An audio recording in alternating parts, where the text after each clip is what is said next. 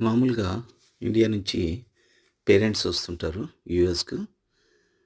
పిల్లల దగ్గర ఉన్నప్పుడు అలా షాపింగ్‌కెళ్తుంటారు. షాపింగ్‌కెళ్ళినప్పుడు ఇక్కడ మార్షల్స్‌లో గానీ, లేకపోతే వాల్మార్ట్‌లో గానీ, క్రోగర్‌లో గానీ ఇలాంటి చోట ఇలాంటివి కనిపిస్తుంటాయి. నట్టి ఫ్రూటీ అని.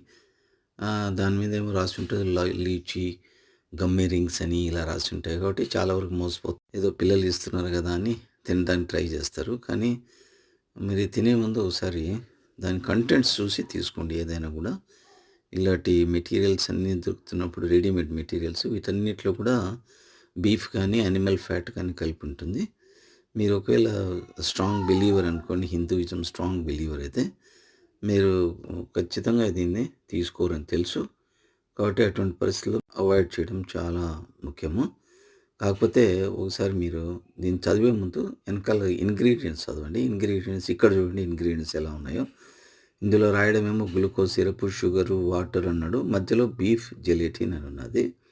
మిగతావన్నీ మామూలుగానే ఉంటాయి. Apple juice concentrate, pectin, citric acid ఇవన్నీ ప్రిజర్వేటివ్స్. బట్ అదర్‌వైజ్ ఇందులో one of the main కాన్స్టిట్యూయెంట్స్‌లో beef gelatin కూడా ఉంటుంది. కాబట్టి మీరు I'm Reddy from Troy, Michigan, USA, retired Indian forest service officer. In the interest of the beliefs of Hinduism, it is circulated.